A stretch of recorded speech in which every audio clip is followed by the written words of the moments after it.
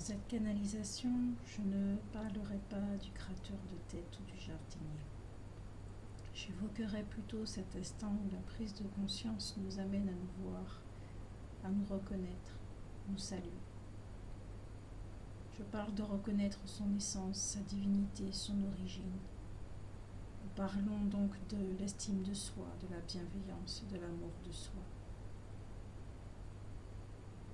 Cette prise de conscience provient des relations qui échouent, qui ne tiennent pas, qui ont amené beaucoup de souffrance, ou plutôt montré quelque chose qui était déjà là.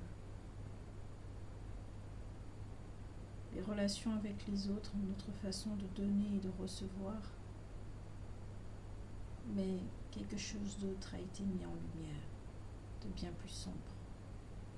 Le comportement du jumeau, cette sorte d'emprise qu'il exerçait, cette prison qu'il façonnait avec le silence.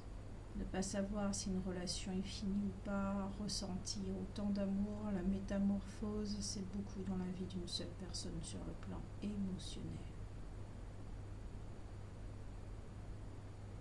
Le jumeau qui ouvre les yeux petit à petit, qui cesse de se donner des excuses spirituelles, constate la prison, l'enfermement qu'il a accepté pour recevoir des miettes.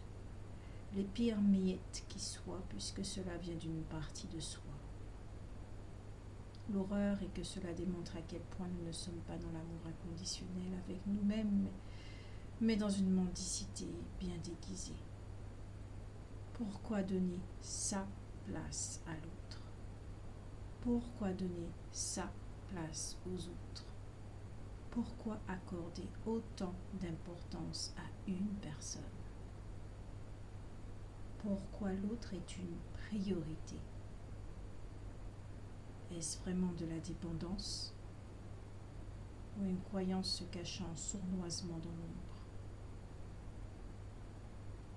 Lorsque ce jumeau est face à lui-même, il ressent à quel point son monde est dans l'ombre, dans le manque d'amour. L'esprit du duo est dans une hypnose, celle que tous les humains expérimentent en naissant dans cette société. Alors oui, le jumeau constate et prend conscience qu'il est un grand alchimiste, un grand magicien, qui ne tournera pas mal comme Voldemort. Car le cœur est là, réveillé. D'ailleurs, ce jumeau voit son cœur, ressent et vit sa transformation pleinement. Il l'accueille avec joie. Il a l'impression que le vent a tourné, que la page s'est tournée. Le bonheur, c'est lui qui le crée.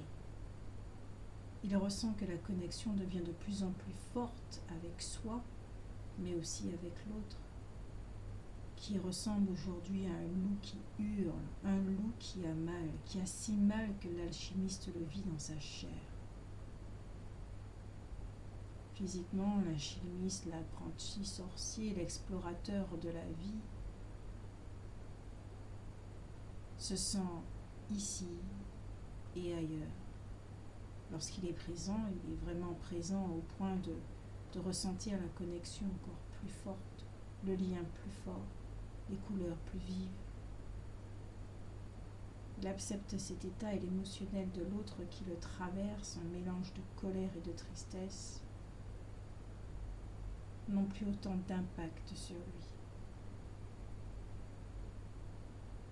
Oui, c'est dérangeant sur le coup, mais il sait très bien faire la différence entre ses émotions à lui et l'émotion des autres. Car oui, l'explorateur de vie, l'alchimiste, est un grand empathe émotionnel.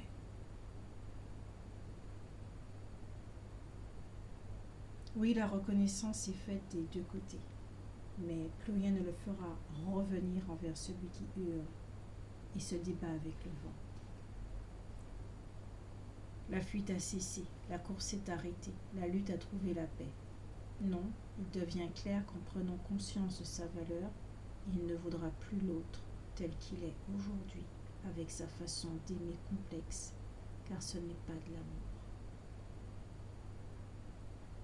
Il le comprend aujourd'hui, qu'il doit se donner autre chose, dans tous tous les domaines.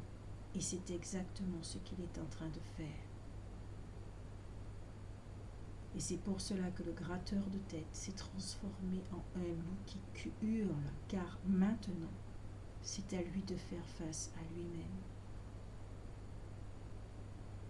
Celui qui apprend à s'aimer et qui s'en délecte, de retour à la maison ne la quittera plus si le don est du plaqué or. D'ailleurs, il pourrait rencontrer quelqu'un, ou l'a déjà rencontré, et se rend compte que c'est son jumeau qu'il perçoit à travers cette nouvelle personne. Quelle magie est-ce là? Ce souvenir qui l'amenait vers des partenaires où la souffrance était toujours au rendez-vous, il devient clair, il devient évident que celui qui s'aime, après avoir aussi longtemps voyagé jusqu'aux confins de l'univers, reconnaît la fourberie, le manteau du mensonge, et continue son chemin en remerciant celui qui le porte. Pour certains, cette nouvelle rencontre sera profitable à l'évolution, à la transformation, sans que cela aille plus loin que le stade de l'attirance. Car les jeux seront vus, le programme sera vu, pointé du doigt. Tandis que pour d'autres, cela peut être le début d'une belle histoire d'amour attendue. Et oui, l'amour est partout, mais pas vécu à n'importe quel prix. Celui qui s'aime crée son bonheur, ne jure plus fidélité à celui qui l'a tant méprisé. Il s'est engagé envers lui-même, envers sa source. Point. Toute relation viendra et sera vécue par le cœur désormais. Il se donne le meilleur. Pourquoi accepter quelque chose qui est moins que le meilleur? Ce qui va pousser l'autre à vivre sa transformation, mais cela n'est plus le cadet de ses soucis. Il lui souhaite bon courage, ne le déteste pas, apprendra à lui pardonner, s'en libérera et vivra chaque seconde pleinement. En regardant derrière lui, des années ou des mois se sont écoulés. Il a attendu, tant attendu. La raison et le cœur sont concertés pour se remettre en mouvement.